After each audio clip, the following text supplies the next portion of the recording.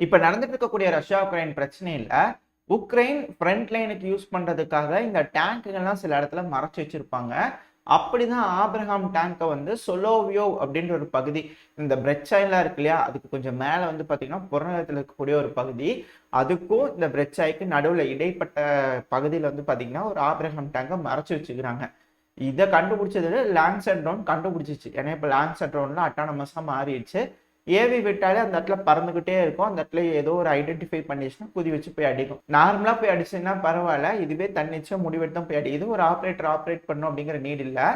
ஆனா இந்த Lancer drone வந்து பாத்தீங்கன்னா அது கண்டுபிடிச்சு போய் அடிக்கும்போது, ஐயா இங்கதான் இருக்கியா நீ, ஏன் கண்டுபிடிச்சிட்டேன் அப்படிங்கிறது போல ஒரு வேவ் ஃபார்மேட்ல போய் அடிக்குது இல்லையா. 6வது ஆப்ரஹாம் காலி ஆயிடுச்சு, மேபி டேமேஜ் ஆயிருந்திருக்கலாம். ஆனா அந்த லேண்ட்செட் வந்து அந்த தாக்க போகும்போது ஒரு குதியாட்டம் போட்டு போச்சு இல்லையா. இதுதான் ஹைலைட், எல்லாரும் பேசிட்டு இருக்காங்க. இதை பத்தி நீங்க என்ன நினைக்கிறீங்க அப்படிங்கறத மறக்காம கமெண்ட் செக்ஷன்ல சொல்லுங்க.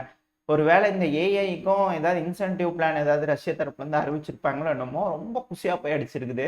இது போல பல தகவல்கள் தான் இந்த பதிவுல இருக்க போது. அனைவருக்கும் வணக்கம், நான் உங்கள் செந்தில், இது உங்கள் செந்தில் டிஃபென்ஸ். பதிவுக்குள்ள போறதுக்கு முன்னாடி நம்ம சேனல் சப்ஸ்கிரைப் பண்ணலாம், மறக்காம சப்ஸ்கிரைப் பண்ணிட்டு கூட பக்கத்துக்கு இருக்கிற பெல் ஐக்கான்ல ஆல் ஆப்ஷன் சூஸ் பண்ணிக்கோங்க. அப்பதான் நம்ம எப்போ பதிவுகளை போட்டாலும் உங்களுக்கு இன்ஸ்டன்ட் நோட்டிபிகேஷன் வரும். அது கூடவே நம்ம சேனலும் அடுத்த வளர்ச்சியுடைய உதவியா இருக்கும். எனக்கா இந்த உதவியை செய்ய வேண்டிய நம்பிக்கையில பதிவுக்குள்ள போயிடலாம். மார்ச் 30ஆம் தேதி நைட்டு 31ஆம் தேதி அதிகாலை உக்ரைனோட நேரப்படி ரஷ்யால இருந்து மொத்தம் 27 ஏரியல் மினிஷன்ஸ், அதாவது இதுல ட்ரோன்கள், க்ரூஸ் மிசைல்கள் இதெல்லாம் இருக்கும். இது போல 27 விஷயத்த வந்து ரஷ்யா உக்ரைனுக்குள்ள ஏவி விட்டுருக்காங்க. அதுவும் குறிப்பா உக்ரைனோட மேற்கு பகுதியில் இருக்கக்கூடிய எனர்ஜி இன்ஃப்ராஸ்ட்ரக்சர், அதுக்கப்புறம் ஒடசா பகுதியை தாக்குறதுக்காக ஏவி விட்டுருக்காங்க. இதுல 18 ஏரியல் மியூனிஷன்ஸை நாங்க தாக்கி அழிச்சிட்டோம் அப்படின்னு உக்ரைன் தரப்புன்னு சொல்லியிருக்கிறாங்க. அதுவும் இந்த உக்ரைனோட லிவிவ் ஒப்லாஸ்டுக்கு கீழே இருக்கக்கூடிய சிட்டி ஆஃப் திரி அப்படின்னு சொல்லக்கூடிய பகுதி, இங்க தான் வந்து பாத்தீங்கன்னா இந்த சிட்டிக்கு பக்கத்துல தான் இந்த யூரோப்போட மிகப்பெரிய கேஸ் ஸ்டோரேஜ் ஃபெசிலிட்டி வந்து இருக்கு, அண்டர் கிரவுண்ட் ஃபெசிலிட்டி. இந்த ஃபெசிலிட்டியை நம்ம சமீப காலமா பார்த்துட்டு இருக்கோம் இல்லையா. இது போல இந்த பகுதியை தாக்கிறதுக்காக ரஷ்யா ட்ரை பண்ணிட்டு இருக்காங்க, வார்னிங்லாம் கொடுக்குறாங்க இல்லையா.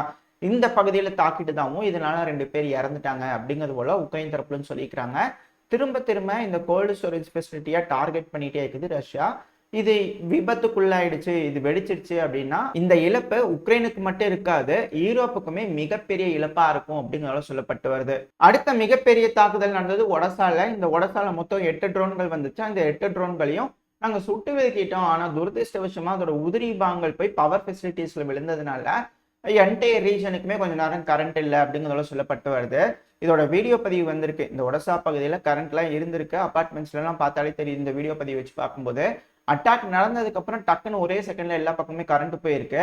உதிரி பாகங்கள் போய் விழுந்தாப்பா நடந்துச்சு அப்படிங்கிறது போல கேள்வி இருக்கு. பட் இருந்தாலும் ரஷ்ய தரப்புல இருந்து எக்ஸாக்ட் ஹிட்டுங்கிறாங்க, ஆனால் உக்ரைன் தரப்புல எல்லாத்தையும் டவுன் பண்ணிட்டோங்கிறாங்க. இரு தரப்புமே சொல்றது உங்ககிட்ட சொல்லிக்கிறேன், நீங்க தான் எது சரி எது தப்புங்கிறத அலசி ஆராய்ஞ்சு எடுத்துக்கணும். அடுத்தது ரஷ்யா சுமி ஒப்லாஸ்ட்ல வந்து 1500 கிலோகிராம் இருக்கக்கூடியதாங்க டாப் 1500 அந்த குண்டுகளை வீச ஆரம்பிச்சிட்டாங்க. அதுவும் சுமி ஒப்லாஸ்ட்ல அப்படிங்கிறத சொல்லப்பட்டு வருது. ஏன்னா ரஷ்யா இது போல குண்டுகளை ஃப்ரண்ட் லைன்ல தான் பயன்படுத்திட்டு இருந்தாங்க.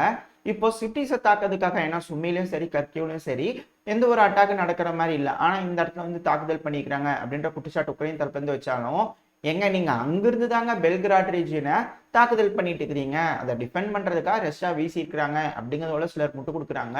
இருதரப்புலையும் சொல்றத உங்கள்கிட்ட சொல்லியாச்சு, நீங்க தான் எது சரி எது தப்புங்கிறத எடுத்துக்கணும். ஏன்னா இங்க இருந்தாங்க அவங்களோட பகுதியை தாக்குறாங்க. வேம்பயர் சிஸ்டம் செக்கு கிட்ட இருந்து கிடைச்ச ஒரு சிஸ்டம், அதை வந்து ஃப்ரண்ட் லைன் தான் பயன்படுத்துவேன் அப்படிங்கிறது போல டைலாக்லாம் ரகரகமா கதையா பேசினாங்க.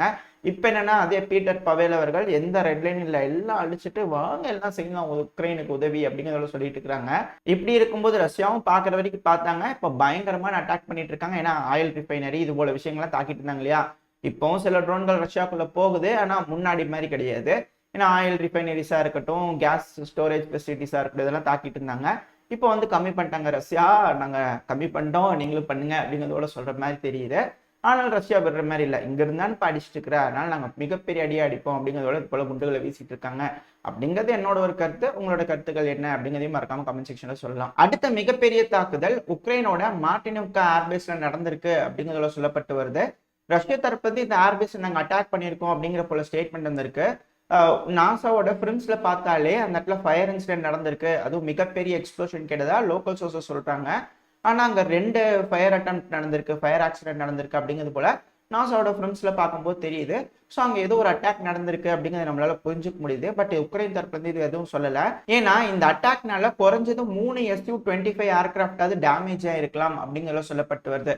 இன்னும் சிலர் என்ன சொல்றாங்கன்னா இதையும் F-16 பயன்படுத்துறதுக்காக அப்கிரேட் பண்ணப்பட்ட ஒரு ஏர்பேஸா இருக்கு, அதனால அதை தெரிஞ்சுக்கிட்டு ரஷ்யா இது மேல தாக்குதல் பண்றாங்க அப்படிங்கிறத சொல்லப்பட்டு வருது. இதோட லொகேஷன் நான் உங்களுக்கு மேப்ல காட்டுறேன், பார்த்தீங்கன்னா உங்களுக்கு கிளியரா தெரியும். ஃபயர் ஆர்ம்ஸ்ல காட்டக்கூடிய அந்த ஹீட் சோர்ஸை பார்க்கும்போது நம்மளால புரிஞ்சுக்க முடியுது இந்த இடத்துல ஒரு மிகப்பெரிய வெடி விபத்து ஏற்பட்டிருக்கு அப்படிங்கிறது போல. அப்புறம் உக்ரைனும் சும்மா இல்லை, அவங்களும் ஒரு மிகப்பெரிய டிஃபென்ஸ் லைன் அமைக்கிறதுக்காக திட்டம் போட்டு செஞ்சுட்டு இருக்காங்க. ஆல்ரெடி நம்ம ஆர்லிவிக்கா பார்த்துருப்போம், ஒடசா பார்த்துருப்போம் இல்லையா. இப்போ வந்து பார்த்தீங்கன்னா டின்ப்ரோஸ்க் பகுதியில் வந்து இதே போல் ஆன்டி டேங்க் டிச்சு இந்த மாதிரி டிராகன் டீத் இதெல்லாம் வச்சு ரஷ்யாவோட அப்படியே டிஃபென்ஸ் மாடலாக காப்பி அடிச்சிருக்கிறாங்க. இது வந்து டின்ப்ரோஸ்க் பகுதியில் கட்டிட்டு இருக்கதா சொல்லியிருப்பாங்க. இமேஜஸ் லோடாக இருக்கும். இது மட்டும் இல்லாமல் உக்ரைனோட கேபிட்டலான கீவை வந்து ப்ரொடெக்ட் பண்ணுறதுக்காகவும் இது போல் லேயரை வந்து ப்ரொடெக்ட் பண்ணிட்டு இருக்காங்க அப்படிங்கிறத புரிஞ்சுக்க முடியுது. அதாவது இப்போ வரக்கூடிய செய்திகளை வச்சு பார்க்கும்போது சுமி, கர்கிவ், டின்ப்ரோவெஸ்க், கீவ் தனி, ஏன்னா மேலே வந்து பார்த்தீங்கன்னா உள்ள எந்த டைம் வேணாலும் பெலரூஸ் வீரர்கள் உள்ள இறங்கிடலாம் அப்படின்றதுக்காக இருக்கு. இப்போ கீழே வந்து பார்த்தீங்கன்னா அப்படியே டின்ப்ரோவெஸ்க், அப்புறம் இந்த ஆர்லிவிக்கா, அப்புறம் ஒடசானா நம்மளாலே ஒரு இமேஜினரி லைன் வரைஞ்சிக்க முடியுது எந்த அளவுக்கு வந்து உக்ரைன் அவங்களோட டிஃபென்சிவ் லைனை பண்ணிட்டு இருக்காங்கன்னு சொல்லிட்டு. இதுக்கு ரொம்ப காலம் எடுக்கும், பட் இருந்தாலும் இது போல ஒரு டிஃபென்சிவ் லைனை ரெடி பண்ணிட்டு இருக்காங்க. இதுதான் லாஸ்ட் லைன் ஆஃப் டிஃபென்ஸ் அப்படிங்கிறது போல புரிஞ்சுக்க முடியுது. ஒன்ஸ் இதை கிராஸ் பண்ணிட்டாங்க அப்படின்னா அதுக்கப்புறம் உக்ரைனுக்கு வந்து அது ஒரு கஷ்ட காலம் தான் அப்படிங்கிறதால சொல்லப்பட்டு வருது. இதை எப்படி ஹேண்டில் பண்ணுவாங்க, அதாவது ரஷ்யாவோட டிஃபென்ஸ் லைனை உடைக்கிறதுக்கு உக்ரைன் ரொம்ப கஷ்டப்பட்டாங்க. இப்போ அதே பேட்டன்ட்டை வந்து டிட்டோ காப்பி அடிச்சு வச்சுக்கிறாங்க அப்படின்னா ரஷ்யா போட்ட விஷயத்துல ஏதேது குளறுபடிகள் இருக்கும் அப்படின்றது ரஷ்யாவுக்கு நல்லா தெரியும். அப்படி இருக்கும்போது அதே பேட்டர்னை காப்பி அடிச்சு இது கை கொடுக்குமா அப்படின்ற போல கேள்வி இருக்கு. ஆனா இதே போலதான் வரலாறுல இந்த வேர்ல்டு வார் 1 இருக்கட்டும், வேர்ல்டு வார் 2 இருக்கட்டும், இந்த ஹிட்லரோட படை இருக்கிறாங்களா, நாசி படை, அவங்க எந்த மாதிரியான டேங்க் ஃபார்மேஷனை பயன்படுத்துறாங்க, டேங்க் ஃபார்மேஷனை எப்படி கொலாப்ஸ் பண்றாங்க அப்படிங்கிற விஷயத்த இன்ஸ்டண்டா காப்பி பண்ணி சோவியத் ரெட் ஆர்மி செஞ்சாங்க. இது நாசி படைகளுக்கே வந்து மிகப்பெரிய ஷாக்கிங்காகவும் இருந்தது. ரொம்ப சர்ப்ரைஸா வந்து ஆர்மட் காலம்ஸ்ல துவம்சம் பண்ணியிருக்கிறாங்க. இது போல பல விஷயங்கள்ல நடந்திருக்கு. ஸோ ஒரு வேளை இது ஸ்ட்ராங்கா இருக்கும் பட்சத்துல ரஷ்ய வீரர்களுக்கும் முன்னேற்றம் அடையறதுல மிகப்பெரிய கஷ்டம் இருக்கும் அப்படிங்கிறது புரிஞ்சுக்க முடியுது. இதோட இந்த பதிவை நம்ம முடிச்சுக்குவோம். இந்த பதிவு எப்படி இருந்துச்சு, உங்களுக்கு பிடிச்சிருக்கா, பிடிச்சுனா லைக் பண்ணிட்டு உங்க ஃப்ரெண்ட்ஸ் அண்ட் ஃபேமிலியோட ஷேர் பண்ணிக்கோங்க. அது கூடவே மறக்காம இந்த பதிவு எப்படி இருந்துச்சு அப்படின்ற உங்களோட கருத்துக்களை கமெண்ட் செக்ஷன்ல சொல்லுங்க. இந்த பதிவு நல்லா இருந்திருக்குன்ற நம்பிக்கையில் அடுத்த பதிவில் உங்களை சந்திக்கிறேன். அது வரைக்கும் ஸ்டே சேஃப். By by.